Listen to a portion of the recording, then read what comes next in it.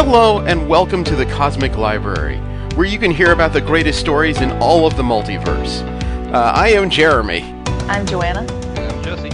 We are doing this show on behalf of Second Union. You can find more of the latest in entertainment news at wearesecondunion.com. This is the beginning of a new era, so I'm a little bit nervous here. I'm excited. It's been a little while since we've been together. Yes. We've had an extended break because of the holidays and everything. But I'm looking forward to talking about comic book news with everybody as well as storylines. The first episode here, we don't have a storyline for review only because we needed to do a little bit of discussion as to what to read. We had an idea, but we were told to keep it to specific standards, and somehow we don't think Lobo would live up to those standards. No. At all. No, and there's a few things to unpack there that are just not safe for all audiences.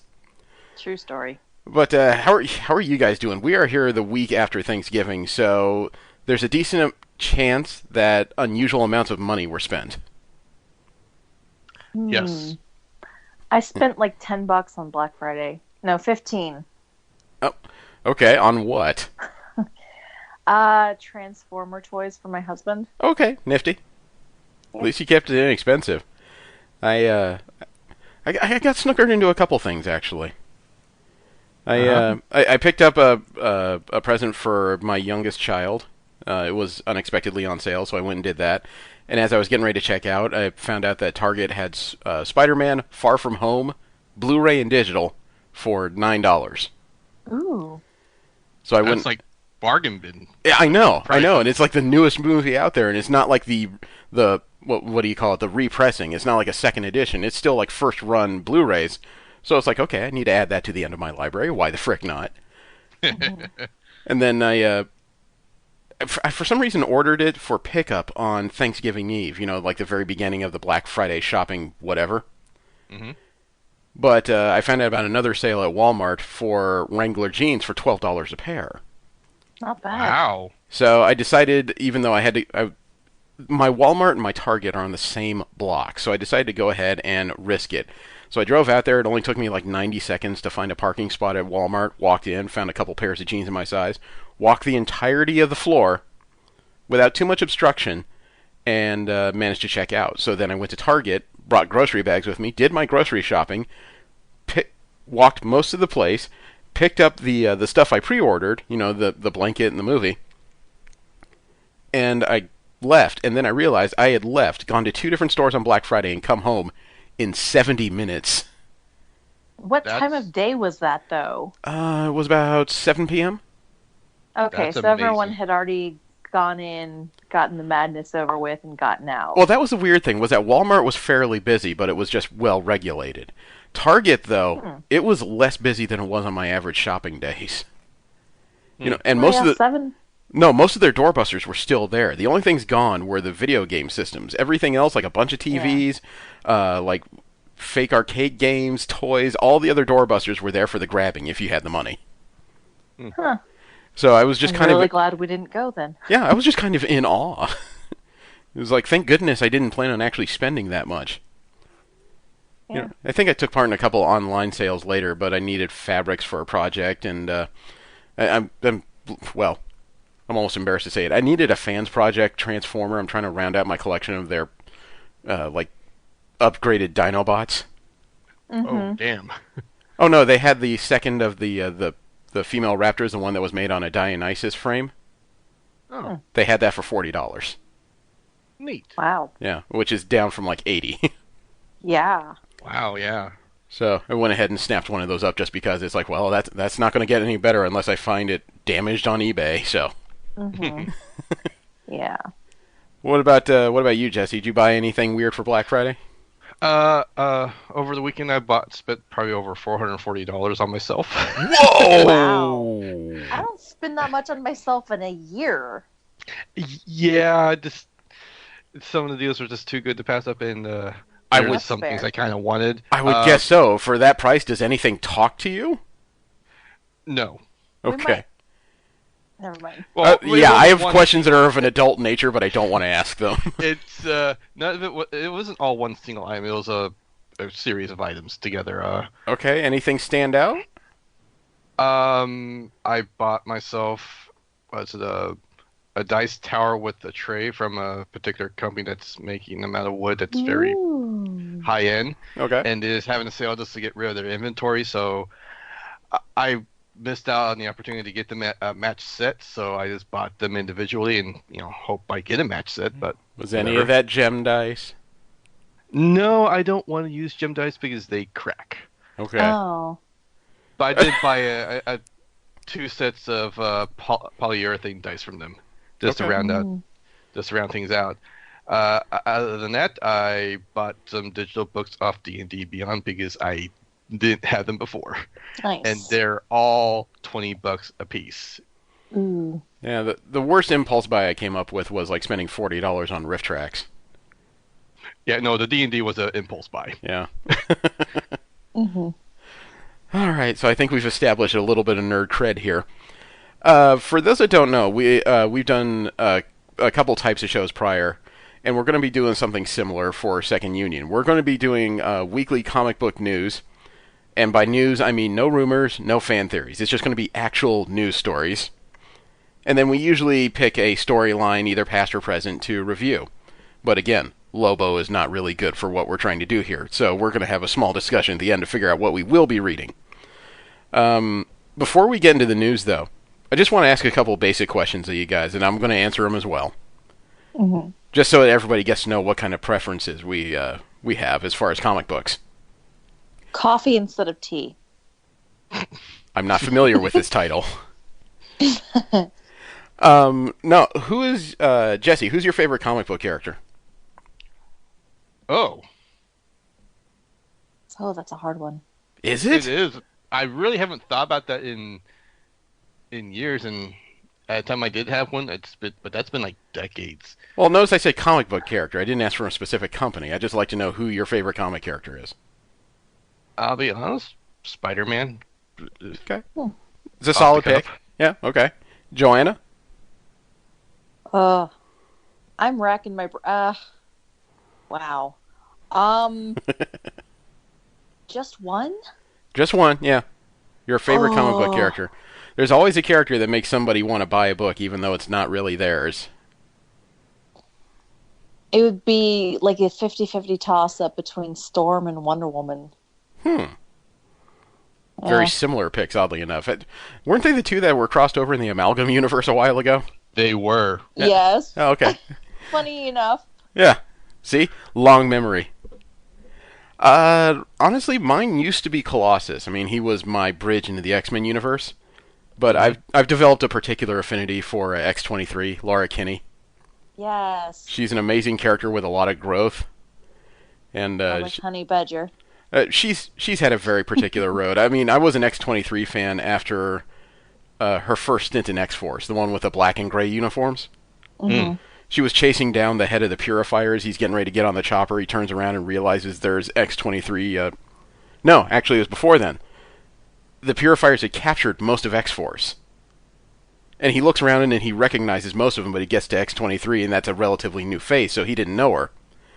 And he looks down at her and says, "You're a lot like Wolverine, but you're different. You've already imagined 3 different ways to kill me, haven't you?" And she just shakes her head and says, "No, 11." So I got super curious about that character right after that moment. Of course. You got any favorite stories? Whew. Hmm. I didn't. These aren't existential questions. These are just really basic They questions. are for a comic reader because I've been reading comics since the 90s, okay? One that always stands out to me is the Dark Phoenix saga. Mhm. That kind of got me hooked on the X-Men. It was one of the first storylines that I ever read, like in its entirety. Mhm. Otherwise, it was kind of just my brother's friend's discombobulated collection of whatever anyone gave him. Wow. So reading them sequentially was totally new to me, and I could only read them after my brother and his friend had finished. So I was like on the end of the line waiting for them to be passed to me, and I apparently read faster than them. So I was frequently bored sitting there waiting to get the next comic. Come on, males, learn to read. Like, come on, faster. There's a lot of pictures. There's less reading. Just, can I read over your shoulder? So that was kind of one that caught my eye and has always had a special place. I would say it's more memorable than a favorite, but that and The Killing Joke. Interesting. I didn't peg you for that because we've had so many conversations where you have extolled how much you dislike the Joker in general. I do, but it was a noteworthy and memorable story arc. Mm-hmm. And it shook me because I'd never seen a character die in a comic before that point. Okay. And it just kind of changed my perspective of what comics were and what was possible in a comic book. And I'm not going to say it like shattered my youth just because, there's a death in a comic, but no, you're going to leave that for the reboots in Hollywood. That shatters you. Right. Yeah. Pretty much. But it was one of the more intriguing storylines that really sticks out in my mind. All right. Anyway. Jesse, you got a favorite story? I don't have as deep of a history with reading comics as you guys, but from what I can remember off the top of my head, it's actually the original run Superior Spider-Man. I never get to finish it, but I would like to have finished that. Okay. I like the idea of what happened there. All right. That's an interesting choice. I like it. I do.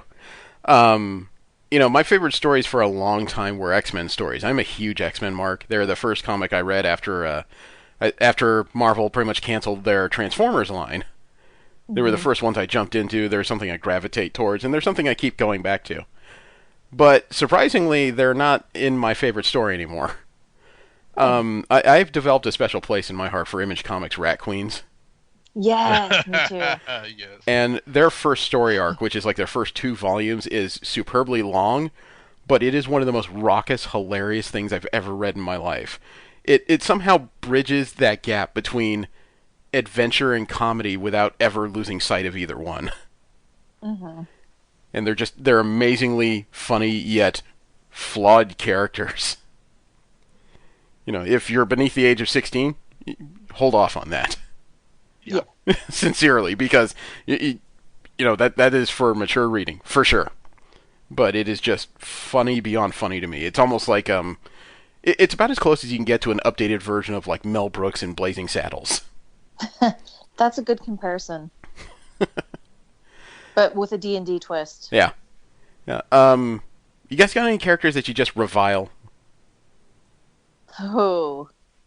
Because I'll let you guys go first because I've got a long list. Okay, well, mine is Superman, and he's on my list too. It's not for any of the basic reasons. It's not like he's too goody-goody or he's too perfect or anything like that. My problem with the character is his power level just keeps increasing.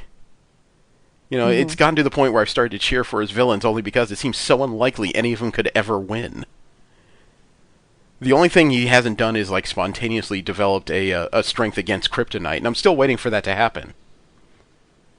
But it just, I don't know. I almost feel sorry for everybody that goes up against him because as soon as he shows up, the fight's over. That's fair. I just see him as a walking plot device that doesn't really have much personality fleshed out. The writers have really become lazy with his abilities. They have really changed them, and I just don't think that there's anything interesting to him whatsoever. No, there was a short period in the New 52. I thought they were doing really interesting things with his newer version, but then they retconned it all away, so unfortunately that's gone. Of course. They do anything good and then poof. Just kidding, guys.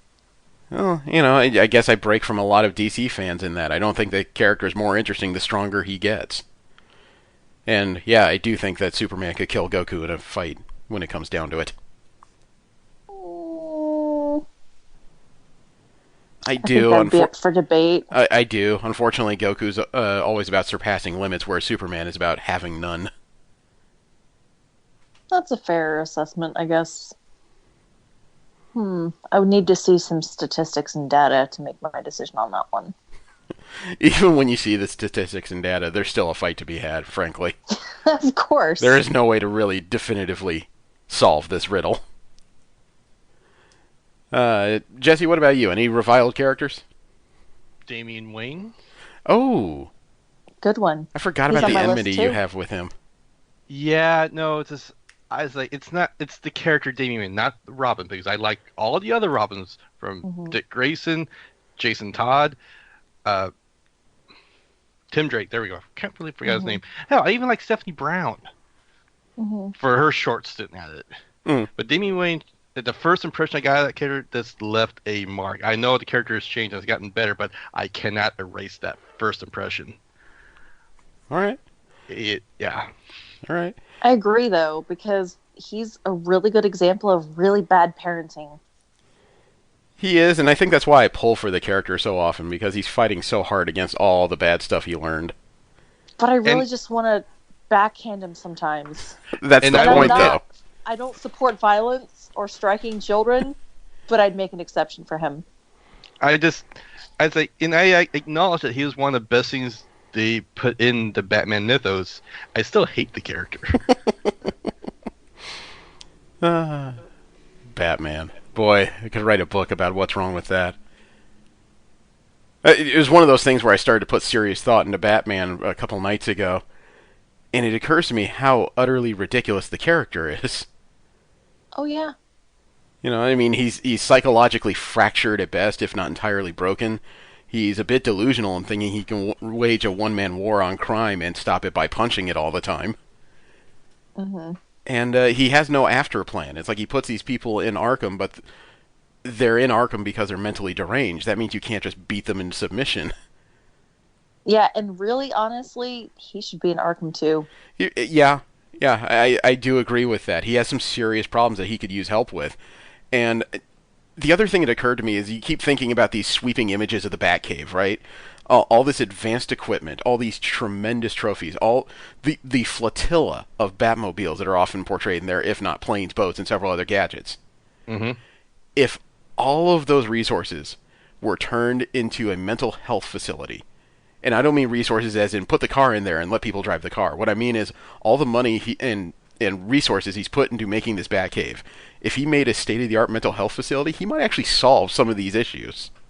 And rehabilitate some of the criminals to functioning members of society. Go figure. Potentially, I'm not saying it's an absolute. There is no like magic button when it comes to mental health, but it's like, No, dude, but some you people are. could. I know you are spending tons of money on turning yourself into a body-sized taser instead of actually asking yourself, why does this man feel the need to hurt people via riddles?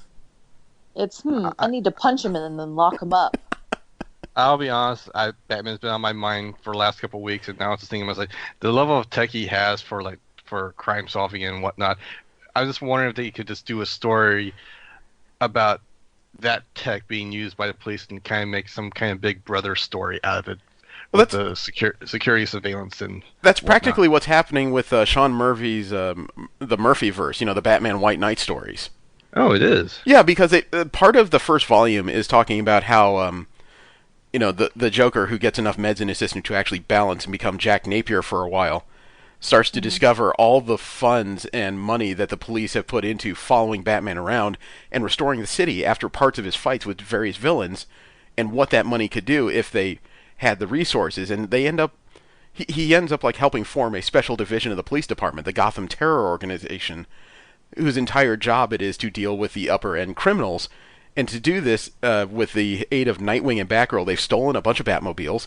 They've retrained several specialists, including adopting Nightwing and Batgirl without revealing their identities into the police department. Hmm. And their job is to basically take on those, for lack of a better term, Batman-level threats. And by the end of the first volume, they even get Bruce Wayne to I don't want to say take off his mask, but get on board with the idea that he needs to assist the police more than supersede them. Yeah. He could be the new Oracle. It's more complicated than that, but it also deals with some of the issues we were talking about in that, Napier, while he was still lucid, called out Batman on the idea that you just enjoy hurting people and you found an excuse to do it. Yeah, he was right, I think. There are echoes of truth to all of this. And that's why I enjoy. That's why I picked up the graphic novel when it came down, not because it deconstructs Batman, because I'm reading it just going, there's a lot of salient points about what this man's effect on the city is. Isn't that a mark of growing up when you stop siding with Batman and you see the Joker's reasoning on things? I don't. That could be a mark of a major mental disorder on my part, for all I know. I don't, Okay, maybe my notes were wrong.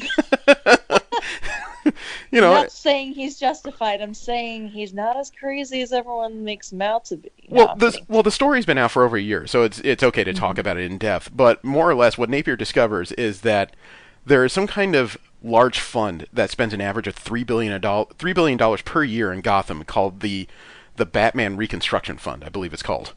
Mm-hmm. And he backtraced all the donors, and he found out that just about all the money in this fund is coming out of Wayne Enterprises. Mm-hmm.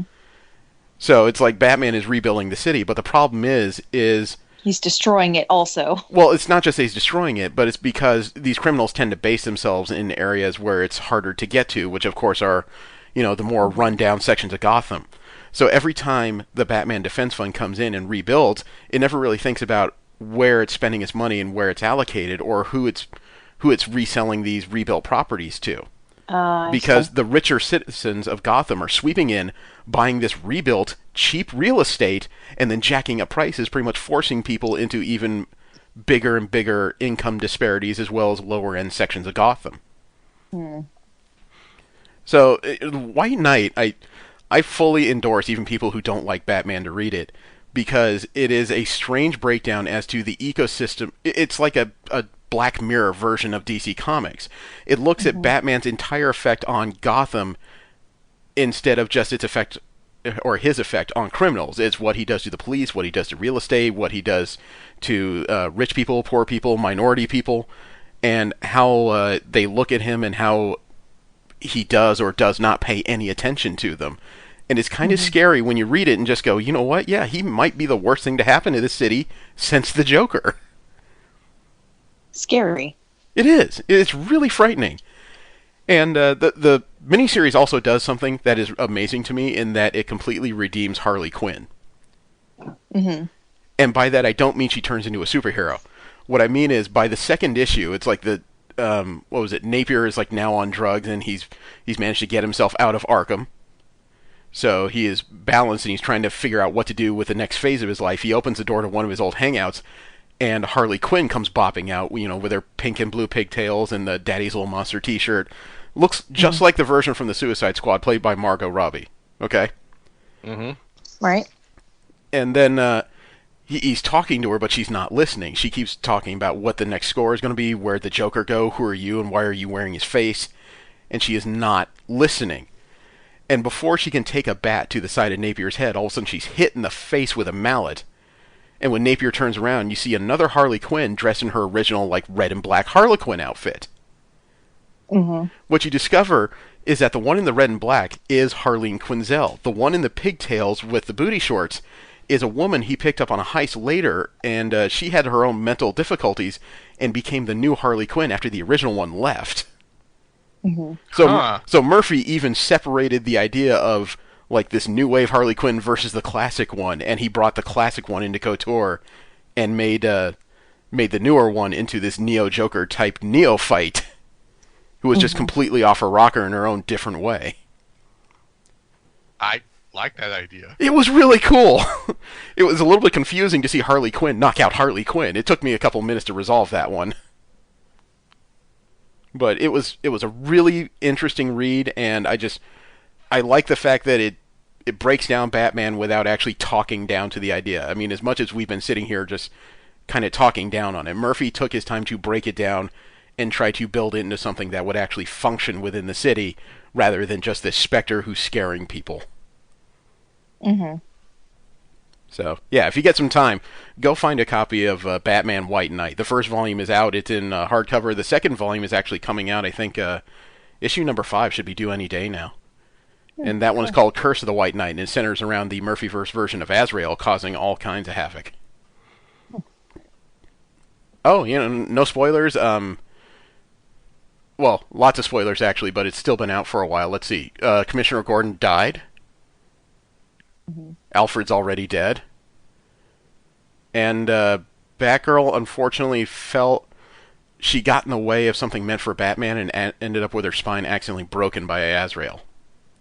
Ooh. She got baned, so I think she's about to go Oracle, but she's been on a bit of a rampage because Azrael was responsible for Gordon dying.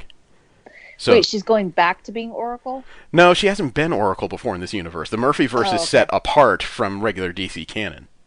Gotcha. I was like, wait, is this a repeat? Yeah, Oh, gotcha. this never happened to her in this universe. So her back broken is, and I think she was muttering something about not feeling her waist. So you can tell where this is going.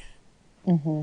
Except this is not an Oracle that was built by sudden trauma. This is an Oracle that was built out of rage. So I don't know what this is going to look like. I'm sorry. I think I just took over the conversation. No, it sounds interesting. I'm collecting the physical copies of the second volume. I missed out on the first. I didn't find out about it until well later during the review, and when I read it, I was just like, this is amazing! I was only supposed to read 4 issues, I read 8. What can I say? Mm-hmm. But shall we get into the news before we get too late here? Sure. Yeah. Alright. Well, now that we're doing a new show, we can actually pick in which order we do this. So do you want to start with DC, Marvel, or general comic news? Marvel. Okay. So we'll start with Marvel comic news. We'll talk about a lot of the intellectual properties that are currently owned by the House of Mouse and what storylines they have coming for us. For those that don't know, Loki had a regular series. And I say had because as of the recent 5th issue that came out, Marvel quietly canceled the series. Oh, really? Yeah, this was Loki in a very new place in Marvel Comics. He is now the king of Jotunheim. Mm-hmm. He's kind of resolved himself to do better than his, I guess you could say, his biological father Laufey did. And he's been working with the current king of Asgard, Thor, to just kind of create a better multiverse. And there wasn't really a rhyme or reason to it. I'm guessing it was just kind of sales. Kibblesmith... I think it might have been canceled because of the Netflix, or the actual show that's coming out with the same name. Oh, you mean Disney Plus?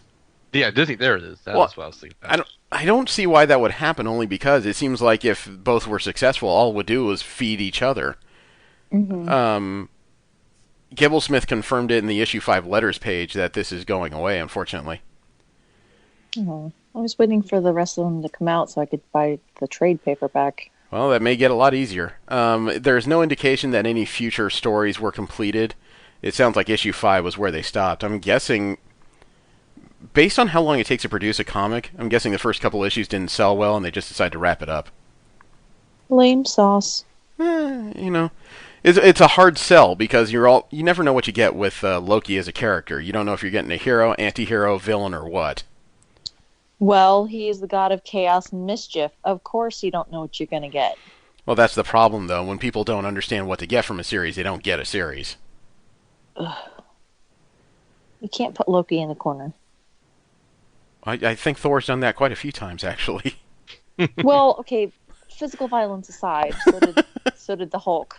We all remember that scene. I have it as a gift. Okay, that wasn't a corner. One? That was not a corner. That was a crater. Flop. Oh, that was putting Loki in a crater. Crater, corner, semantics, really.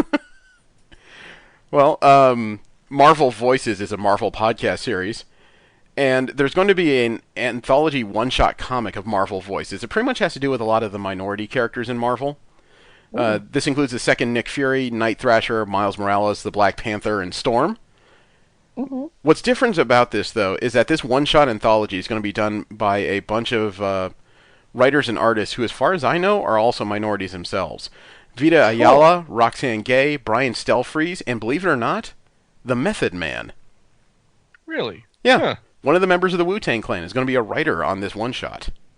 That's cool.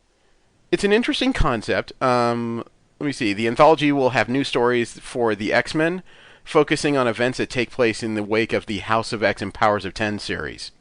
Mm-hmm. It's also going to feature the return of the Moon Girl and Devil Dinosaur to comics. Okay. And it's also going to involve the Hulk, Wolverine, Black Panther, She-Hulk, Black Widow, and Ant-Man. This is scheduled to come out in February. I'm not usually one for one-shots, but I like the concept of this. I'm more curious to sit down and read it. It's been a while since Night Thrasher's been in a series. Yeah, really. That character was born in the 90s in the New Warriors. That was a character born of the 90s. Who am I kidding? He carried a pair of Eskrima and rode in on a skateboard. What else is he? True. Extreme.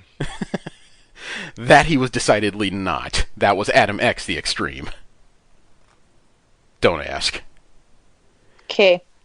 Another character is getting her own ongoing series soon. As a matter of fact, 2 of Marvel's ladies are getting ongoing series soon.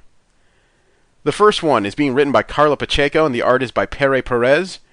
Spider-Woman is getting her own series again. Nice. This is launching in March of 2020. According to writer Pacheco, quote, "I love Spider-Woman, and I'm incredibly excited to share this series with both new and old Jessica Drew fans alike. This is big, can't miss, over-the-top action, some very surprising Venom blasts from the past, and also a ton of helicopter explosions," unquote. Ooh. She's in her classic costume again. I still miss the newer one, the motorcycle-like one. Yeah. I liked that one. I didn't at first, but it grew on me. I thought it was classy. It was a nice costume without being a costume. You know, I don't have anything against the classic red and yellow, except for a character who's supposed to be a like a PI and spy in Marvel. It's hard to sneak when you're wearing Stealthy. bright red. Is it the one that had like the capelet of the webbing between? Yes. Yeah, they brought back the yeah. entirety of the classic, complete with the bright yellow gloves and the huge yellow amorphous spider-like symbol that runs up her torso. Mm-hmm. Yeah, I'm just not a fan of the look, that's all. I mean, I liked it, but you're right, it's not stealthy. Well, that's kind of funny you put it that way, because the other lady that's getting her own series is all about stealthy. Stealthy and mean. Launching this February, being a 6-part miniseries by Vita Ayala with artist Claire Rowe. Nebula is getting her own solo title. Really? Yep. That's going to be interesting. I'm going to read that one. A 6-issue mini. It's being described as the character being in pursuit of a secret device, and if she wants to get her hands on it, she'll have to be one step ahead of the galaxy's most infamous bounty hunters. Ooh. Ayala told Refinery 29, quote, "Since the movie's kind of reinvigorated interest in her, we've gotten to see her pop up more and more in the comics. And now, here's her solo title, where all we do is really deep dive and explore who she is and why she does what she does. That's my kind of jam," unquote. Is it going to be original Nebula or more movieverse? Well, it's going to be the more current Marvel version of Nebula, and she has been a cyborg for quite a while, even in the comics. Mm-hmm. But I mean, like attitude and look and all that. It's hard to say. I don't know how much of this has to do with the fallout of the Secret Wars events and God, what was the series? As Guardians of the Galaxy. She was a big antagonist in that series. Oh yeah. Yep. There is a character who got got a big power boost thanks to Galactus, of all people. And Galactus gave this power boost to what is currently one of his better friends in Marvel Comics. Want to take any guesses on who that is? Franklin Richards? No. I don't know. Well, believe it or not, her name is Doreen Green, known to most people as the unbeatable Squirrel Girl. Oh, no way. Yeah. Yeah, the two of them were in the middle, or Squirrel Girl herself was in the middle of a spat when Galactus suddenly stopped time and spirited her away so they could have a chat. And he ended up taking her to the moon. When they arrived, There are squirrels on the moon. well, that's the thing. When they arrived, Squirrel Girl was kind of amazed to figure out that she could breathe in space. And that was the boost that Galactus gave her so they could have this chat. Interesting. She can now breathe in space. And if anyone's listening to this saying, well, why is that dangerous? Doesn't she just hit stuff? Well, yeah, that is what she does, but that's also dangerous because we're talking about a character who, thanks to an in-joke becoming reality, is someone who has punched out Doctor Doom and Thanos. Yeah. And now she can breathe in space. The world is hers. And now she's coming for them. Wahahaha. I would laugh so hard if she managed to beat Gladiator. If she can breathe in space, she might be able to take the Sentry now. Oh man. Ooh. Yeah, it's one of those things that doesn't make any sense really when you look at her, but if you check most of the Marvel guides, when you rate her strength, she comes in at a 10 out of 10. And I think Thor comes in at 9 or 10 on that scale. Wow. She has beaten up some of the most notable characters in Marvel Comics. She herself, I think, has beaten Galactus once or twice. I don't know the details, but I'm pretty sure that has occurred. Huh. Go Who would figure. have thought? Well, actually, there was a bigger who would have thought. We've talked a little bit on and off before about Iron Man 2020, right? Arno Stark, More or less. Tony Stark's adopted brother, is getting his own set of armor. He's like an updated Iron Man, and that's going to be one of Stark's biggest problems currently. Why does he go AWOL? Arno? Arno's a bit nutty. He was stuck in I guess you could say a malfunctioning body for a serious amount of time. He couldn't move. He only spoke via cybernetic implant. Ew. When that was fixed, I'm still a little bit unclear, but it's been fixed with the aid of some of Tony Stark's biggest rivals currently in the tech sector, namely Bane Electronics. It's being run by a pair of women who don't like him very much. I think one of them is named Sunset Bane. So now Arno has stolen the designs for a cosmic level armor that Stark made to deal with a rampant AI. It was called the God Killer armor, Ooh. Oh. which he immediately set to self-destruct. But of course, Arno stole the design, so he's recreated it. That is Iron Man 2020. So you can imagine why this is a big deal. To go along with Iron Man 2020, though, it turns out Marvel is also resurrecting a very, very 90s concept they had that replaced the West Coast Avengers for a while, and that's called ForceWorks. And this upcoming 2020, there's going to be a new ForceWorks 2020 three-part miniseries. It's being written by Matthew Rosenberg. The art is by Juanan Ramirez. And it appears to be a four-person team that kind of harkens back to West Coast Avengers and a few other things that the ForceWorks itself is based on. The four people on this team: War Machine, James Rhodes. John Walker, the U.S. agent. Okay. Oh. Quake, Daisy. And Bobby Morse, the Mockingbird. Really? Yes. It's an interesting lineup. It is a good lineup. It's a little bit low when it comes to upfront power, but it's a rather different and diverse lineup. Yeah. I mean, outside case, it feels like a very G.I. Joe kind of team. That's a good call, actually. And the first cover from ForceWorks number 1 for 2020, or ForceWorks 2020 number 1, actually feels a lot like a G.I. Joe comic from Marvel from the 1980s. Nice. Because it's the four of them in this almost diamond-like pattern. And, not an explosion behind them, but this nice, glorious, like, golden hour sunset and a few military vehicles at the bottom. It looks like ForceWorks, it looks like their mission is probably going to be dealing with some of the technologies that have gotten out in the silent war between Stark Industries and Bane Technologies. Ooh, I like that picture. Yeah, Bobby Morse has gotten a big upgrade since she returned after the Secret Invasion. Yeah, what's with the wings? She got that actually as part of her time with Parker Industries when Spider-Man went big time. Ah. He helped develop a costume that not only was an upgrade to her, classic show all the leg 1980s Mockingbird outfit, but he also gave her these winglets. It's kind of like a mini capelet shawl that when she extends her arms, it allows her to glide for short distances. Very cool. She was a SHIELD liaison and security expert for Parker Industries. So Peter Parker kept her pretty close during that period. Made sure she was outfitted right. Marvel Comics also revealed a long-standing mystery from The Empire Strikes Back, of all places. Oh? Yeah, in Star Wars Dr. Aphra number 39 by Marvel Comics, it was written by Simon Spurrier and Caspar Wingard. We found out precisely how the Empire got the information that led them to Hoth. Okay. And that Spill the information... beans. Okay. Dr. Aphra gave it to him. How dare. She was kind of in a pinch. She had been captured by Vader following an attempt on the Emperor's life, and that attempt was made by her brother, I believe it was. Awkward. Yeah, it made everything kind of rough. And Dr. Aphra and Vader have a very complicated relationship. He pretty much goes back to her when he needs information, and she plays along long enough to make sure he's not going to kill her.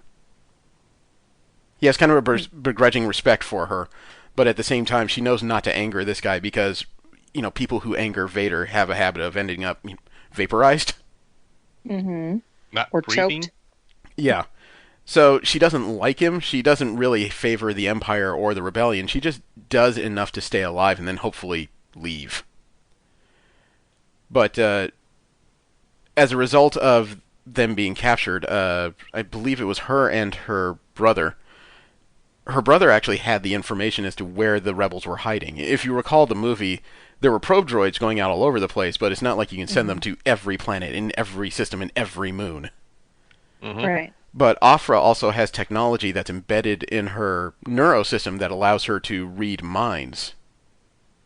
If they're in tactile, if she touches them, more or less. And she did that to her brother and managed to find out that he knew where the rebels were staying, and she relayed that information. It was just enough to buy her way out. So Dr. Aphra is the one responsible for the Empire figuring out where the rebels were hiding between films. She's a complicated fucking character. Yeah. Star Wars tends to fall into two categories. You're either great or you're either good or you're evil. And Aphra falls into this weird shade of gray that just never ends. Of course, she hangs out with a couple of droids that are murderous. Another long story. Yeah. But, so Dr. Aphra is responsible for way more than I expected. I'm kind of surprised there isn't any series about her coming up on Disney+. It seems like a story that should be told visually. And Marvel has also signed an interesting new license with Subaraya. Who? Subaraya Productions? Not familiar? I am unfamiliar with that. Okay. Well, unfortunately, I like to read older anthologies and everything, so I was actually familiar with the name before I got into the meat of the story. Marvel Comics has been licensed by Subaraya to develop new comic books based on one of its longest-standing properties, and that property is known as Ultraman. Okay. Marvel is going to help produce brand new Ultraman comics and graphic novels.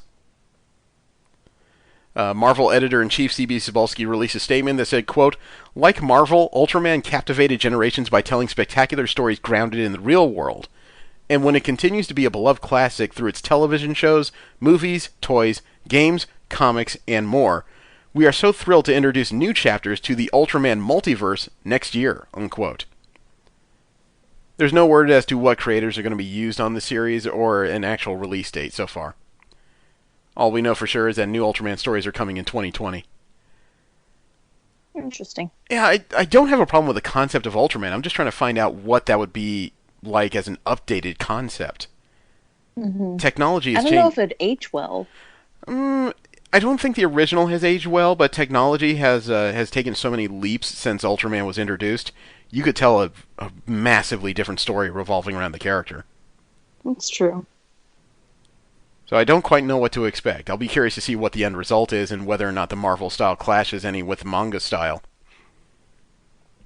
Goodness knows the Marvel mangaverse didn't do very well. Yeah, it didn't. Well, there is a character from Avengers issue number 27 that has decided to show off his power by murdering something in the most mundane way possible. Huh? Who and how? Okay, Yeah. so in Avengers number 27, the Avengers are in space because there's this new star brand. They don't know who, but the star brand has managed to pretty much weaponize and unionize all the members of a galactic prison. And while no one's seen the star brand, these villains are very sure that the star brand has their back. So, one of them was a broodling. A relatively new brood who was chained up and refused to answer questions. So, the people in charge of the prison brought them to their leader, who's also known as the Shi'ar Magister called the Gladiator. Now, for those that are unaware, the Gladiator is a purple-skinned alien running a galactic empire, and he is, in short, Superman with no reservations. He is as strong as he believes he is. Well, he's not just as strong as he believes he is. He will fully murder somebody if he thinks it will do something good for the galaxy. Mm-hmm. He has no compunctions about doing things brutally. So when he asked his broodling several questions about the new star brand, it refused to answer, like all of them. And it eventually just got fed up with the questions, and the brood spat on Gladiator's chest. Now, the brood are a lot like xenomorphs from the Aliens film, so of course when he spit, it created this slight burning that was, or this acidic thing that was burning through his costume. Mm-hmm. But the Gladiator is pretty much invulnerable, so that didn't bother him. So, with his power as the magistrix of the Shi'ar Imperium, he sentenced the brood to death and spat at the brood. Oh, God. Yeah, and because of the power behind that loogie, it went through the brood's head. Hey, I was Ew. worried that was the retort. Yeah, he literally killed him without lifting a finger. Ew. That's an interesting show of strength. When the article on CBR said that someone powerful killed, or in the most interesting way possible, and I saw it was a gladiator, I assumed it was a mohawk. I thought he just headbutted somebody. All right. I wasn't expecting the loogie of doom. Just returned in kind. Yeah, he definitely just said, I can do that better than you. And last up in Marvel comic news, it's an X-Men related story, in that we know that after House of X and Powers of 10, there's a new age for the X-Men. They have an island nation now. All mutants on the world, well, the vast majority of mutants seem to be united in this new nation of Krakoa. Mm-hmm. And several new teams have now popped out of this as a result. New Mutants, X-Men, X-Force, the Marauders. There's a lot of different stories going on, and we knew that there was going to be a new wave of stories that involved the new Wolverine series, the new Moira X miniseries, but you can't have a wave out of two. Well, it turns out that we have a little bit more information as to what's in Wave 2, and that includes a new X-Men series of some sort. They have not named what this team is. The solicits say that this will be the most dysfunctional team of X-Men of all time. I think I've seen this article somewhere. They had a that- bunch of silhouettes. Yeah, that is a big bar to leap, though, the most dysfunctional team of X-Men of all time. There have been a number of dysfunctional X-Men teams. So, we know that because of the solicit and the image attached, that is coming out in March 2020, whatever it is. I sent you guys the image of the solicit, and it involves, it seems like 8 silhouettes. Actually, no, it's 7 silhouettes. The first people who... 8. Sorry? It's 8. I count 7. 1, 2, 3, 4, 5, 6, 7. Oh, no, 8, there yeah. is 8. There is 8, okay. And there were a bunch of guesses online as soon as this came out. You know, internet fans will be internet fans. Mm-hmm. And some of the guesses were that the one in the back was Mesmero. The lady with the sword. Some people thought it had to be Spiral. The leaping girl with the claws in the upper left. There's been guesses that it could be either Wolfsbane or Feral. True. And the irregular one in the lower left, or no, the lower right, they say that that's a cape that resembles Mr. Sinister. Yeah. So, we don't have to imagine too much, because today they released an updated solicit that actually has 2 of these images filled in. Ooh. And all I can say is, man, fanboys need to slow down. Because it didn't take much for me to look at that large image in the upper left and think Havoc. You know, that was my first thought when I saw that.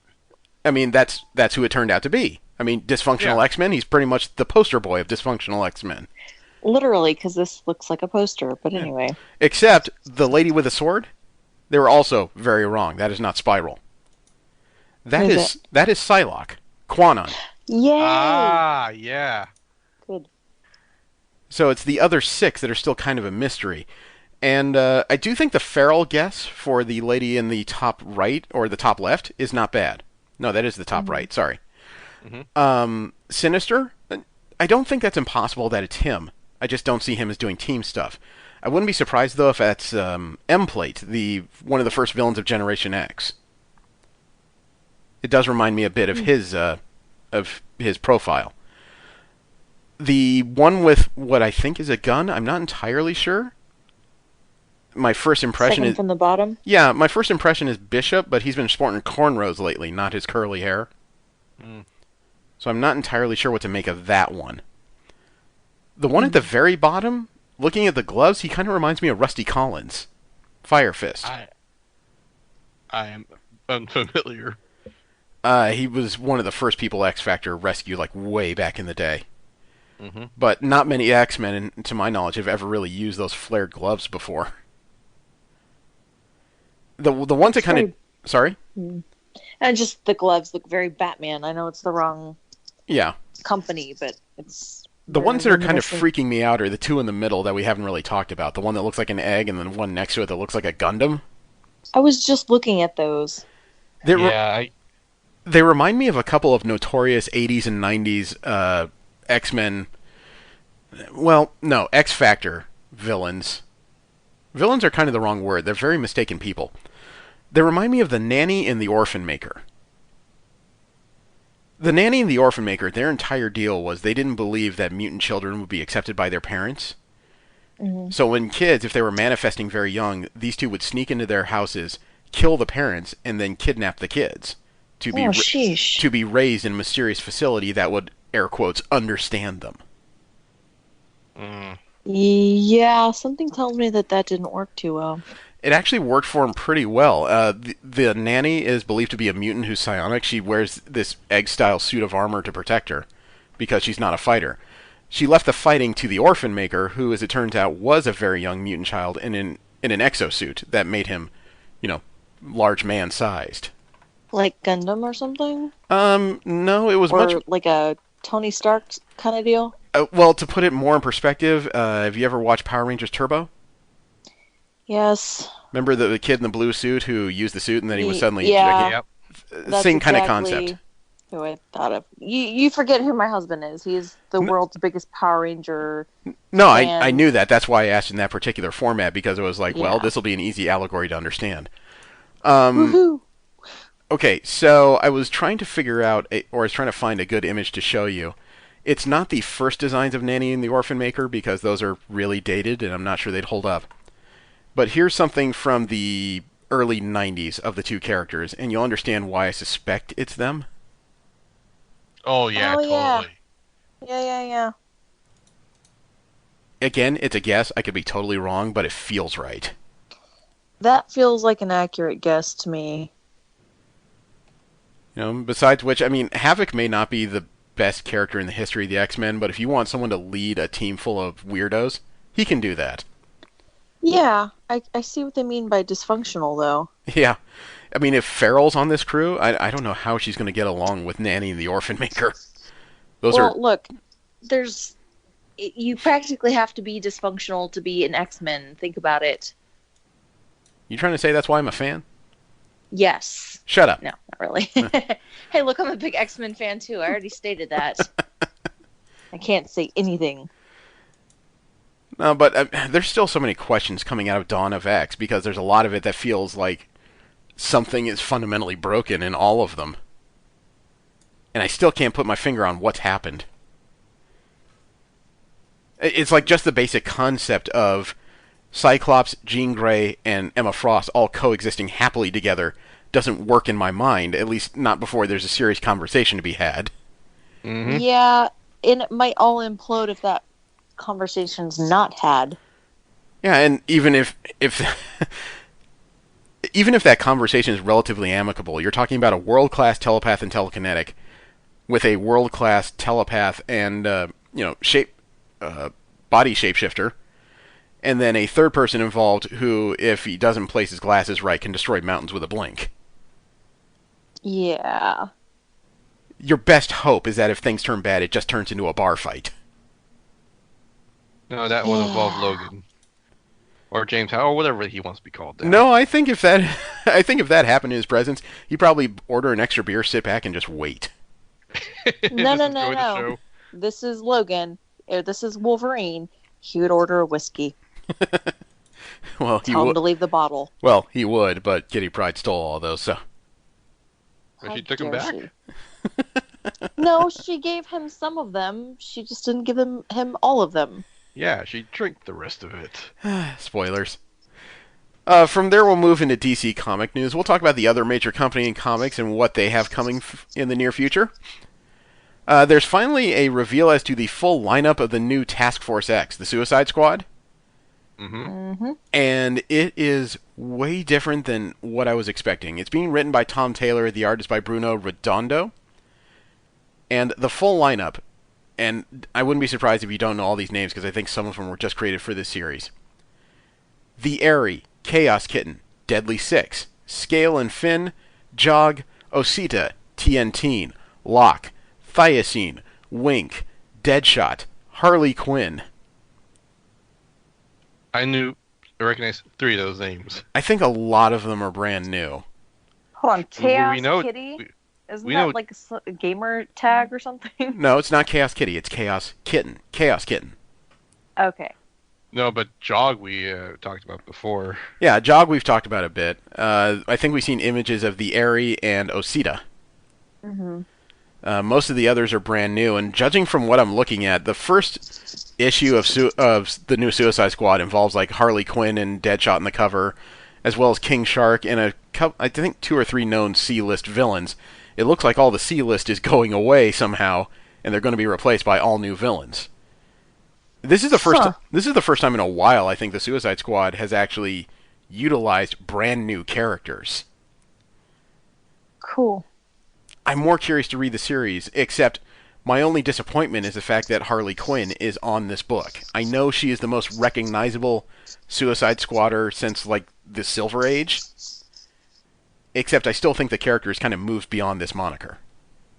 She has, but they really have to capitalize on the fact that people will recognize Harley Quinn and read the comic because she's in it versus not having her in it.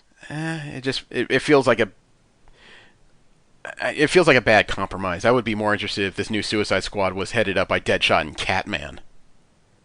It's DC. They're going to make those compromises for money. Okay. You do realize this. Oh, well, any company would do that, really. But DC has done it, I feel, more than most other companies. Okay, you want to talk about a compromise for money? We're going to talk a bit about Aquaman number 57. Okay. This goes Why on. that particular one? Well, this goes on sale February 19th, 2020. It's being written by Kelly Sue DeConnick, and the art's by Robson Rocha and Daniel Henriquez. Mm-hmm. And it is going to recycle a story that we have not heard for quite a while. Mara is giving birth. Does she lay eggs like a fish or have them like a dolphin? She's been pregnant like a person for quite a while now. Mm-hmm. And the reason why I say we're recycling this story is because we have not heard of a child of Aquaman and Mara since Arthur Curry Jr. way back in the, I want to say 1970s. Whoa. No, the 1980s. And it was the death of Arthur Curry Jr. that eventually led Aquaman down that very dark road where eventually his hand was bitten off by piranhas and he replaced it with that hook. Mm-hmm. So you're saying they're only bringing him into the world to kill him off to give Arthur Curry a reason to be No, I'm crazy? not. I'm not saying that. What I'm saying though is that this could be a rather tumultuous time because the last time Aquaman was seen as a father, it was taken away, and then we were led down some very strange roads with this particular character. And now we're dealing with a newer version of Aquaman that thankfully is not as reviled as the one from the 1980s. Mm-hmm. However, we're also dealing with a guy that has to deal with the shadow of Jason Momoa's portrayal, a whole bunch of new tattoos, and power over the life force, if I remember correctly. Oh, I forgot about that. I don't know. DC's gotten really complicated. I don't know if that's been retconned out. That was touched on, but I don't know if they've revisited it. It's just Aquaman's story has gotten amazingly more complex, as well as him not being the king of Atlantis right now, whereas Mara is the queen of Atlantis. So we're dealing with very similar problems, just the roles are somewhat flipped.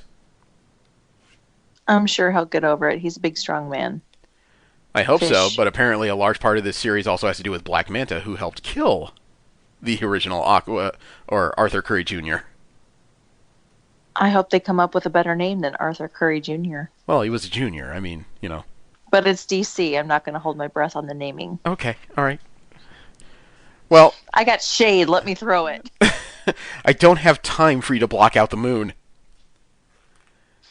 Fine. Well, we were talking a little bit about the Murphyverse. Sean Murphy writing and doing the artists on Batman White Knight and the second volume, Curse of the White Knight. Sales must be going well because as of just today, December 3rd, Sean Murphy posted online that Batman White Knight Volume 3 has been greenlit. It is an untitled story so far. We don't know what it's going to be dealing with. In addition to his work on the Murphyverse, Murphy also teased new creator-owned original graphic novels that he's doing in the meantime, including Chrononauts for Image Comics with Mark Millar and Punk Rock Jesus for Vertigo Comics. He's a very busy man.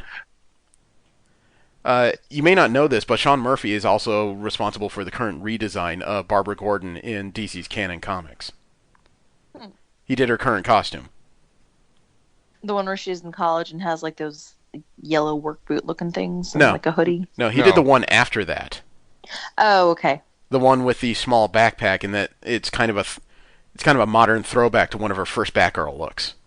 Gotcha. A new creative team is taking over the Justice League series as of February. Scott Snyder is off it, and Robert Venditti will be the new series writer. He's being joined by artist Douglas Monkey and Jaime Mendoza. In issue number 40, artists Aaron Lopresti and Matt Ryan will be on issue 41, actually. The two comics will have covers by Brian Hitch in the meantime. And the solicit for Justice League 40 came out as well. And it sounds like we're finally getting away from this whole multiversal arc with the war between the Justice League and the Legion of Doom and Perpetua. Okay. What are they going to fight now? Quote, the next chapter for Comics' premier super team begins. An unexpected arrival from the stars brings a dire warning to the Justice League. A new breed of conquerors is on the march. Led by Superman's nemesis, the Eradicator, a genetically engineered, superpowered strike team has come to subjugate Earth. To aid the Justice League, Batman makes the unprecedented decision of enlisting an ancient, unrivaled power which calls into question who, exactly, is in charge. With the League on unsure footing, will they be ready to save the world? Unquote. Eradicator. I haven't heard that name in a long time. Yeah, it has been quite a while since the Eradicator's been a physical character in the comics.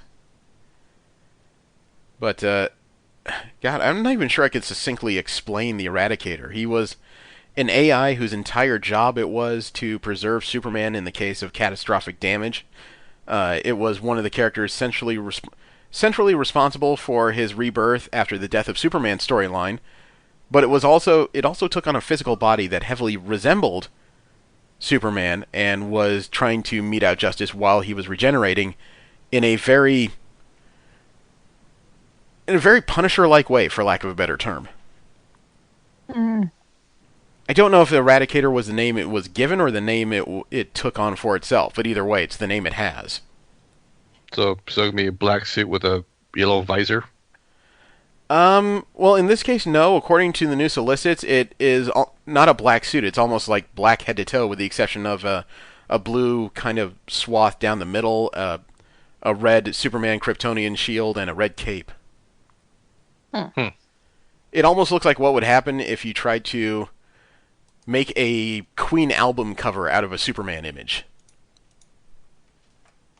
Okay, I know, dated reference. I'm sending you guys an image so you can take a look. What I've described is pretty accurate. It's just kind of hard to put into simple terms. The shades are much. Just too much. Well, it's a constant for the Eradicator because there's always energy like leaking from its ocular sockets. Yeah. Mm-hmm. You know, I don't know if that's a design flaw or something. I've never been very interested in the Eradicator as a concept, but he's always worn something over its eyes because it really marks it as an inhuman character. Yeah. Kind of the same way Garnet does in Steven Universe. Meh. Also, in the recent Supergirl Annual number 2 by Robert Venditti, Supergirl takes a swipe at Spider-Man. What? Like tries to smush him, swipe. No, it's supposed to be more subtle than that. Most of the annual is a flashback to Kara's time on Krypton. As you know, she was a teenager when it was destroyed, whereas Kal-El was a baby. Mm-hmm. And she answered the door to a date, a boyfriend of hers named Rick Zod from the House of Zod. So, of course, a romance between someone from the House of El and the House of Zod was kind of forbidden at the time. But when she opened the door to Rick Zod, he stood there in a very familiar pose and told her, quote, "Face it, Kara, you just hit the jackpot," unquote. Slam the door, Kara. Slam the door. Well, he struck a very similar pose and used almost the exact same line as Mary Jane used when she was introduced in The Amazing Spider-Man a long time ago. Yeah. Yeah, but coming from him makes him sound like a douche. She should slam the door. Well, she didn't. She just looked at him and said, quote, "Need I remind you that I won most valuable player at the Continental Championship?" Oh, we're getting to one of those kind of things, huh? Yeah, so she just kind of threw it back in his face.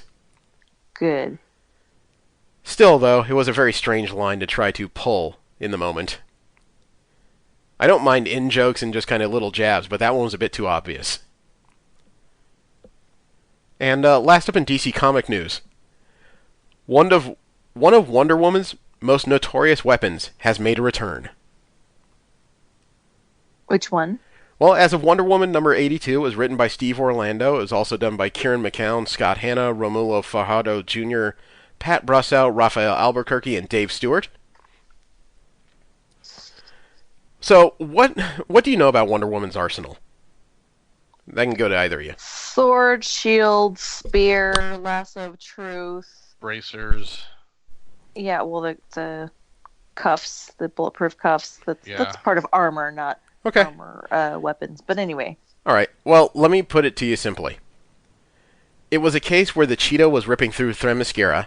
She's trying to get revenge on the Amazonians again. Like she does. Yeah, she tends to do that a lot. But Wonder Woman was not on Themyscira, and she needed a way to get there quickly. I don't know why she didn't just fly, since she seems to be able to do that for I don't know how long. When did she develop flight? Jet? I don't remember, but it was one of those. I'm okay with her flying instead of using that invisible jet. It was one of those things that happened in like the mid '90s. I was just never clear on when that occurred. Me either. But for some reason, she couldn't just fly to Themyscira. So she went to Argus, who it turns out had a piece of old technology that they decided to upgrade.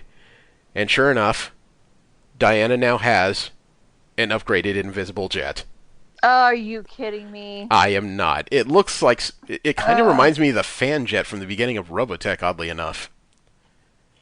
And it got her there fast.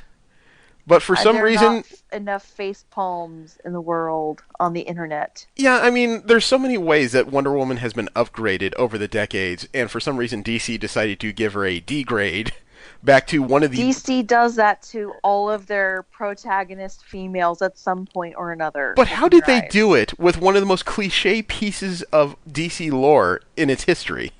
Because it's DC. Well, I sent you guys an image so you can take a look at the current outline of the invisible jet. It is upgraded, but it feels kind of busy. It still feels... It has the same general fighter shape. Yeah. I just What? pulled up an image on Google for an invisible jet, and that one looked way better. What, the one here? No, the one I looked up. Was it from the old cartoon? No, it's definitely from the comics. I'm not sure from where, but it looks very alien. You know what? It wouldn't have been my pick. There would have been so many other ways to have this story. Mm-hmm. But as for her flight, that occurred in 1985. Huh. That was a good year. Yeah, That was my year of birth. We were halfway through Transformers at that point. Mm-hmm. I'm not behind this pick. I try to keep an open mind. I'm not a DC reader, but I'd like to think that most things have a purpose. In this case, I just don't get it. Honestly, I don't like this one, but the one I found I think works a lot better because it's big enough to carry people. Mm-hmm. Comfy is kind of like the Blackbird. Mm-hmm. It sounds like the one from the animated series. This one's definitely drawn. It's comic panel. Okay, because she had an invisible jet during the Justice League Unlimited series. I remember that. I don't Yeah. remember that at all. This It's part one used of so those. infrequently. It wasn't something they used frequently. Mm, They were going into space, and they gave her this very Quinjet-looking plane. Hmm. But, you know, comic books. Sometimes they tell great, wonderful, mature stories. Other times, they really make you wish you were somewhere else. they just want to bring back something like stop trying to make Invisible Jet a thing. It's not a thing. The only thing I could say they did it for is so they can make a toy out of it. Probably could be, or they're also going back to, hey guys, remember this? This is one of our ideas. Wait a second. You said she started What? flying in 1985?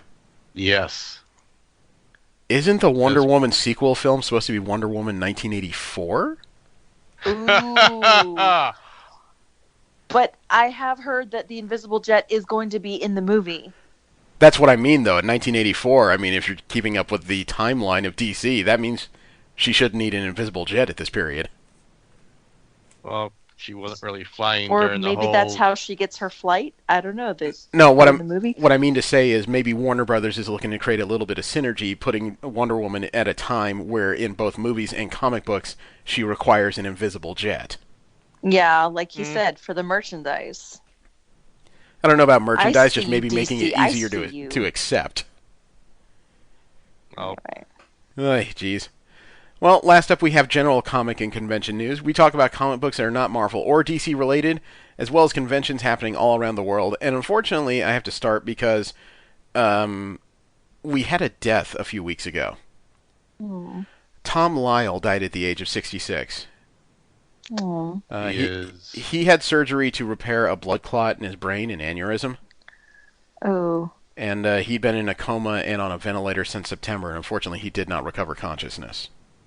Oh, sad. If you're wondering why he's a big deal, he is the co-creator of the first Scarlet Spider, Mm-hmm.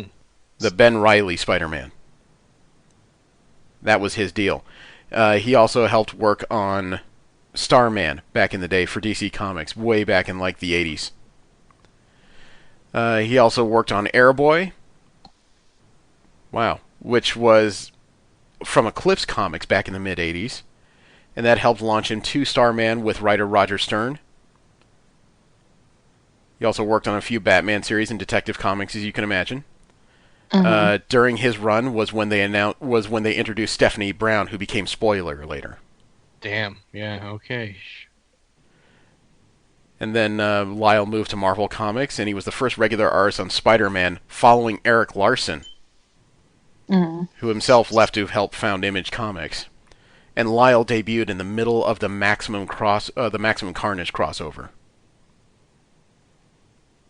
He has been a fixture of Marvel's comics for a while. He also helped launch a new Punisher ongoing series at the time with John Ostrander. That is just sad to hear. That's a guy who had a lot of recent history in comic books. Mm-hmm. Yeah. And an aneurysm in his 60s. That's horrible. Mm-hmm. Well, another creator is having problems of a different sort, and that's Frank Miller. If you're unaware of Frank Miller, you didn't read comics much in the 90s, because he pretty much laid the groundwork of the entire comics culture back in that period. His runs on Batman and Daredevil were groundbreaking and world-changing. Except he has a problem with his family right now. Oh. What kind of problem? His ex-wife has apparently been holding on to some of his original sketches and selling some of them. Oh. Oh. This is according to a new lawsuit that TMZ uncovered. Frank claims that his ex-wife, Lynn Varley, has been illegally holding onto a slew of his sketches that he drew as references for the final illustrations for his comics and graphic novels. And that she already sold some of them through an art dealer, offering them under the table to collectors. Aw. That's petty. Frank is claiming that Varley got some of his work as part of their divorce settlement, but he insists that some of the ones that she's been selling he is the rightful owner of. He's suing her to turn over the sketches and wants a full accounting of what she's already sold. And Frank Miller is the writer and artist behind Sin City, The Dark Knight Returns, and 300. So there could be some really expensive stuff being sold without his permission. Seriously. So I don't quite know what to say. Frank Miller's never been my jam, but that's, if any of this is true, that is some deeply dirty stuff. Mm-hmm. I am headed to WonderCon this April in Anaheim, California. The convention's happening from April 10th to 12th. And the second wave of special guests has been announced. And I don't know, Jesse. Some of these might actually get you to want to attend a comic book convention. No. They've got Jen Bartel, the co-creator on the Blackbird and Marvel Comics covers. The artist on Mr. Miracle, Batman, and Strange Adventures, Mitch Gerads. The author of Princess Academy, Real Friends, and Austenland, Shannon Hale. The writer on Batman, The Vision, and Heroes in Crisis, Tom King. The author of the Sigma series, James Rollins. And the writer and artist on American Born Chinese and Superman Smashes the Klan, Jean Luen Yang, is coming. Huh. That's a pretty solid lineup. Yeah. Yeah.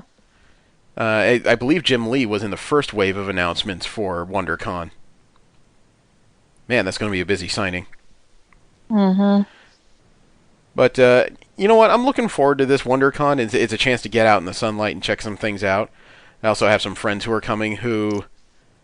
Okay, well, let me back this up. This year's WonderCon, I kind of took an extended vacation. We did 3 days of a convention, and then we moved over to the Disneyland Hotel and spent like 3 days in the area, the theme parks, and just hanging out, right?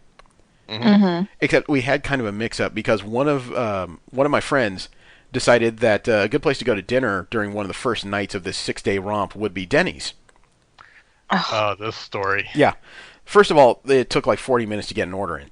Then it took almost another hour 20 to get the food. Sheesh. My food tasted like over warm and overspiced, and everybody just had like minor complaints about the food, but it wasn't anything that kept us from eating. Except not long after we got... Yeah, one of the guys the following day was like not violently ill, but he was in the bathroom every 2 hours, and he wouldn't get out of bed for like the next 3 or 4 days. Ew. Even when we got to the theme parks, he pre-bought tickets. He pre-bought a 3-day ticket, and he used like an afternoon. Which is kind of terrible, because that's a lot of money lost. So Yeah, it is. So fast forward to next year, and I told him, last year was kind of expensive and kind of not a bummer, but just things didn't work out well. So it's like, let's not do the theme park stuff. Let's just do the convention, have some fun, take it slow, right? And then he said, that's a good idea. And I started to talk to him about all the other stuff that's in Disneyland. It's like, yeah, I still haven't seen Galaxy's Edge yet, the new Star Wars land, and they're supposed to be opening the second ride in January. And then the new Marvel part of California Adventure, the other theme park in Anaheim, is supposed to open in late March, like 2 weeks before we arrive. He said, oh, yeah. It's like, yeah, so we, I don't know if we can afford to do all that. So we just need the days of the convention, right? And then there's this pregnant pause, and he tells me, well, why don't you get a couple days around the convention? Let's keep our options open. What? God. You talked him into it. Good job. I wasn't trying. I was actually trying to talk him out of it. It's just like, I will go by myself and hang out. And all of a sudden it turns into, no, that actually sounds kind of cool. Galaxy's Edge, hello. I'm dying to go there. Yeah, Galaxy's Edge has been open for a while, but the second ride doesn't open in California until the end of January. Mm-hmm. So by then, Galaxy's Edge will be fully open. It is true that the Marvel campus is supposed to open by the end of March, which is like 2 weeks before we arrive. Is that supposed to be like the Marvel landing and the Orlando one? I don't know. I don't know what they're calling it out in Orlando. I know that they're opening campuses both here and there. Well, because Disney bought the Islands of Adventure. Mm-hmm. There was a section that was all X-Men stuff. It was called Marvel Landing. Oh, then no. Then okay. I can say safely no. California Adventure, Hong Kong, and I think Paris are getting specific Marvel's, what they're calling Avengers campuses. Ooh. There's supposed to be like one ride available when it opens, with a second one to be completed. I think they're still working on it conceptually. But one of the things they're working on, as I understand it, is supposed to be like a backwards roller coaster based on the Guardians of the Galaxy. Oh, neat. And the other thing is supposed to be some kind of like 3D adventure type thing where, you're forcibly shrunken with Pym particles and dragged through this adventure. I might have to go out to California. But I think only one of those is supposed to be ready. It is supposed to be the place where they're moving like all the character experiences with, the Marvel characters, Captain Marvel and Spider-Man and Captain America and all of them over to that place. So, it's going to be an entire Avengers section of the park. Neat. Yeah, and between that and Galaxy's Edge was when everyone else is telling me, well, we can still do that.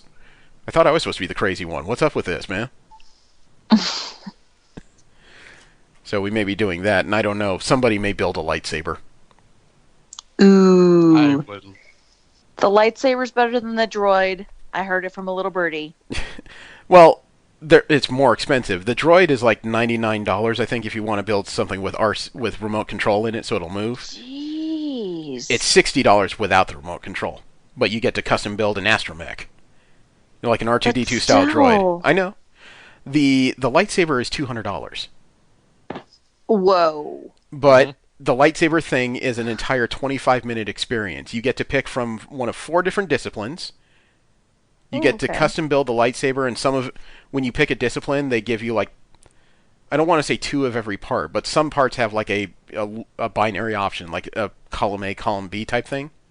Mm-hmm. So basically, even if everybody orders the same discipline in this of the 4, there's still a chance that everybody comes up with a different lightsaber because you get to pick parts. They got people helping you. You get to pick a colored crystal, either red, blue, green, or purple. A kyber crystal? Yeah. They will hand them out for you to pick, and they don't offer yellow or white, but you can buy those in the shop. What? It's not there. You have to go to the shop to get those. But yellow. Okay. But by the time it's done, you will have your own custom lightsaber in a padded carrying case you can carry around the park the rest of the day. Ooh, carrying case. Yeah. It's not a violin. No, and I mean, $200 is expensive, and I don't want a lightsaber, but I do want to experience this. It sounds very cool. I want both. I want to experience it, but I want to seek out and find my own kyber crystal. Can they make I don't know. Well, they only have the 4 choices because those are the 4 friendliest choices, but you can still go to the shop and buy all the other colors you don't have or decided not to get. Yeah, I'm sure. Yeah. For a fee. Thanks, Disney. Well, $12 is not bad, actually. Okay, that's not bad. And supposedly, are they glass or are they plastic? I'm sure they're resin, but from what I've heard is the way these things react is if you take a different color and put it in the lightsaber, when it lights up, not only is it a different color, but the sound effects behave differently. Ooh, interesting. Because they have different resonation frequencies. Yes, it's actually canon. Yes, and if you're especially lucky when you pick up a red crystal, you don't find a red crystal. You find a black crystal. Oh. Which is not hyper rare, but I understand there's 1 or 2 of those sold per half day. Yes, it is. Well, okay, in canon it's super rare, but if I've ever wanted to be bad, it's right now. Yeah. I mean, if you guys want in on the WonderCon trip, I can talk to you after the show because I'm in charge of trying to lay it out. My heart wants to go. My wallet reminds me that I have several days till payday right now. Well, it's not right now. It's not until April. There's time to figure this out. Maybe. I'm getting a hotel room with a couple other people that I trust, so. And that's half the reason they want to go is because we're not switching to a Disney hotel, I think, unless somebody comes up with some cash this year. We're just going to stay at the convention hotel, save some money, and then use a shuttle. Rob a stagecoach, get that extra cash, upgrade. Well, not rob a stagecoach, but I mean spring break weekend, and we're not paying regular hotel fees. We're paying convention hotel rates. Yeah. In very large hotels. We're talking like Hilton or Marriott. Really nice stuff. Oh, nice. Yeah. Not bad. So it's not like Motel 6. I mean, we're staying at very big premium hotels, just not at full price. Nice. Yeah. We can talk later. Okay. Wow, major sidetrack. As a matter of fact, Gal Gadot is teasing an announcement of some sort regarding Wonder Woman 1984 at Comic-Con Experience in Brazil this coming Sunday. Oh. She said online. Know all about it. Yeah, she said online in a tweet, quote, "I'm here to let you know something very exciting is coming your way this Sunday, December 8th. You can get in on the action before anybody else by commenting below with a photo of your fiercest Wonder Woman pose, then tune in right here to watch it all unfold. See you Sunday," unquote. She didn't say specifically what it was about, but you got to imagine that with the movie Wonder Woman 1984 being released next year, some kind of visual treat is coming. The film itself is scheduled to open June 5th of 2020. I can't wait that long. I want it now. I wasn't a fan of the original film. Shush. It was one of the better DC films I saw. This is true. That's not saying much, though. Hey, wait. Shh. What, have you seen the DC Let me- films? Sadly. Hey, I will say... But I will Wonder say... Woman is one of my favorites, as you can recall from the beginning of this podcast. Oh, yeah, the X-Men are my favorites, but Dark Phoenix was still a pile of turds. The movie, yes. Oh, God, yes. The character, no. I paused for a second to rein in my knee-jerk reaction. I was like, no, he's talking about the movie. I gotta admit, when Not my your characters are character. done wrong. Mm-hmm. And I do like the cast, though, in Wonder Woman 1984. I mean, Chris Pine is coming back as Steve Trevor. Kristen Wiig is the Cheetah. Pedro Pascal has an unknown role. Natasha Rothwell has an unknown role. I still say she doesn't need no man, but anyway. Who said anything about needing a man? It's just Chris Pine. He's a lot of fun. He's the better Steve Trevor that I've seen in Wonder Woman film, but I don't think that Wonder Woman needs Steve Trevor in the storyline. Okay. Period. All right. Well, there's been a big shift in the anime convention world. No. How so? Yeah, are you aware of the Crunchyroll Expo? Usually happens out in California. Yes. It is the convention that is owned by the self-titled Crunchyroll, the streaming service of anime. Mm-hmm. Well, operational control of Crunchyroll Expo has been turned over to ReedPop. Really? Yeah, yeah. If you're unaware, ReedPop is pretty much a professional convention-running company and service. ReedPop currently owns MCM out in London, which is a very big comic convention out in England and Europe. ECCC, the Emerald City Comic Con out in Seattle. Rose City Comic Con out in Portland, Oregon. C2E2 Comics, the comic convention out in Chicago, and New York Comic Con. Oh. And no way. now they don't own Crunchyroll Expo, but they are now in charge of running it. So maybe things will go a little bit more smoothly. Kind of hope so. The last couple of years, Crunchyroll's had decent attendance, except I've heard a lot of complaints coming out about what was going on inside. Yeah, me too. You know, supposedly 2 years in a row, people who have won prizes in the Masquerade still have not received their prizes. Oh, no. Wow. Yeah, it's been apparently a very regular problem.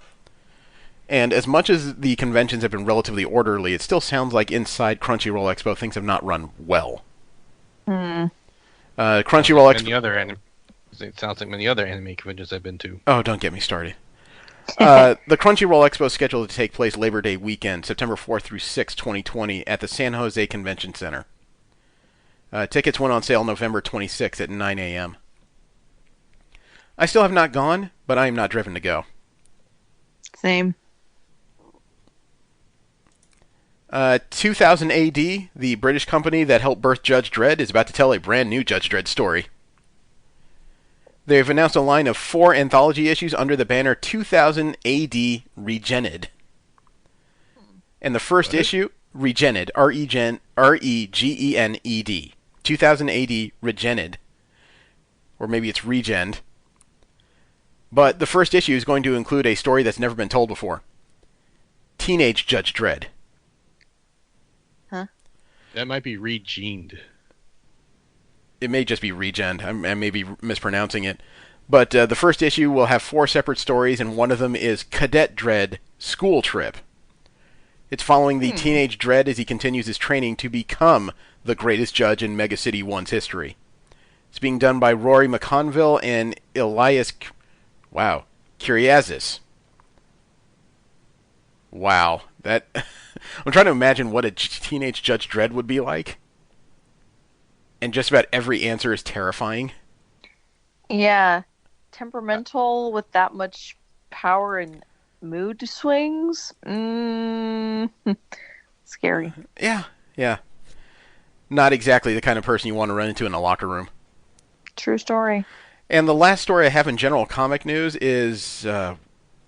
it's mind-boggling. The very first Marvel comic, a lot of people would assume it's like Captain America or maybe the Hulk, but The very No. first Marvel comic was 1939's Marvel Comics #1. This was after they transferred Timely Comics into a brand new company.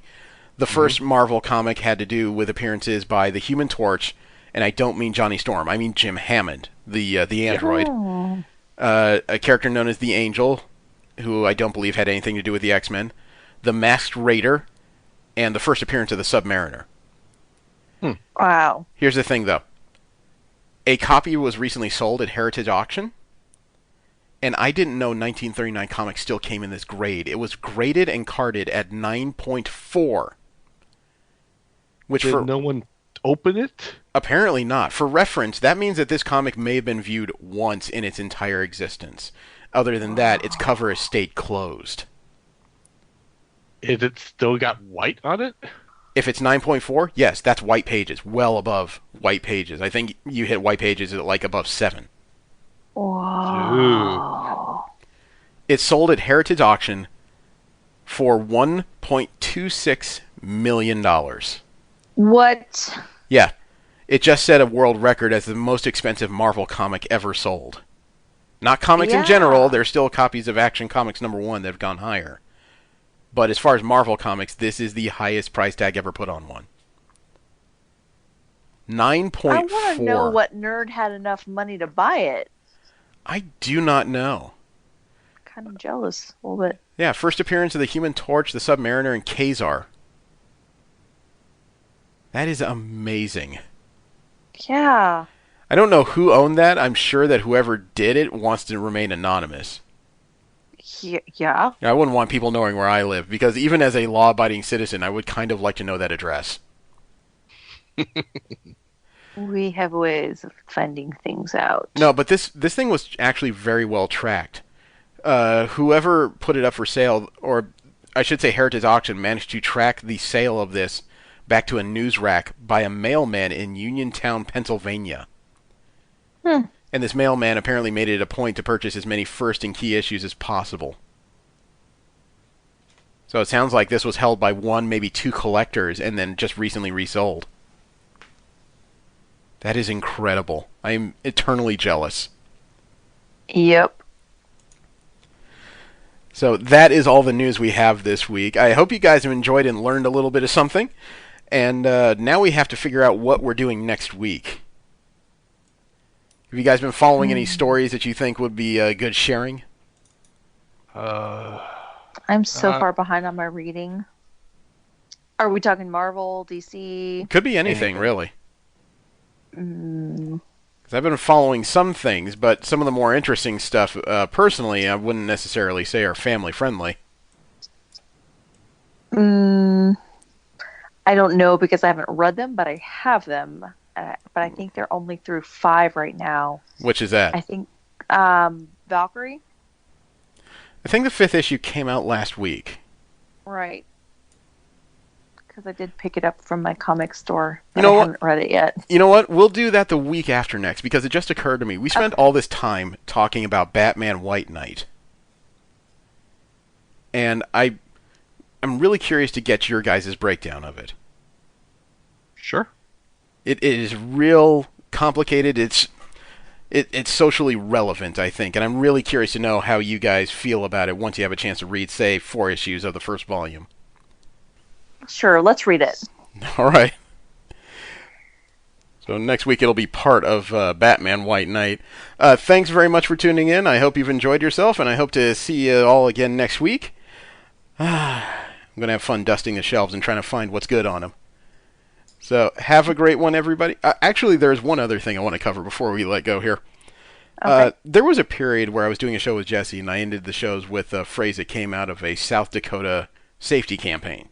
No. Which one? No. Well, they were having trouble because people were driving on the ice and they were making too many rapid turns to try to correct, and they ended up like going off the road.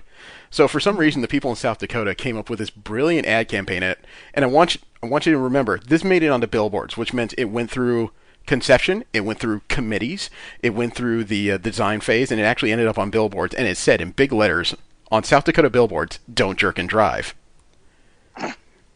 Which is just, It's incredibly funny, and I loved ending shows with it because it is a safety PSA. It is a legitimate safety PSA. It just sounds terrible. It's appropriate for this time of year, to be honest. It really is, but at the same time, I wanted to bring it up because they did it again. What? Oh no! Was it meth? Were on it? Yeah. Yeah, I saw that. Jesse, I laughed. they did an entire new PSA that was badly conceived because they're having a big drug problem. So they show all these pictures of different people who are just kind of staring almost blankly into the picture frame. Uh-huh. And it says underneath, meth. We're on it. You don't see how that sounds terrible? They would have to be for that to get through. No, but I mean, it's all these blank people, and it says, meth, we're on it. And then it shows, like, a different one that's a picture of a doctor who's looking at the camera, and it says, meth, I'm on it. Oh, God, no. Dr. Doom? They're trying to create catchy slogans, and they don't think it's through. Just the wrong...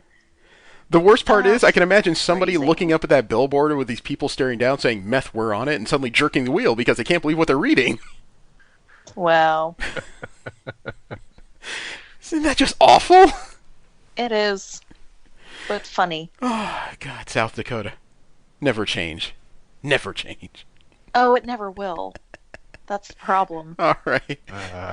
Before we get into too many tangents, thanks again for tuning in. I hope you've enjoyed this little aside into South Dakota's public service. Everyone, have a great one. I am Jeremy. I'm Joanna. And I'm Jesse. Thank you for coming. The Cosmic Library is now closed. Please come back again next week.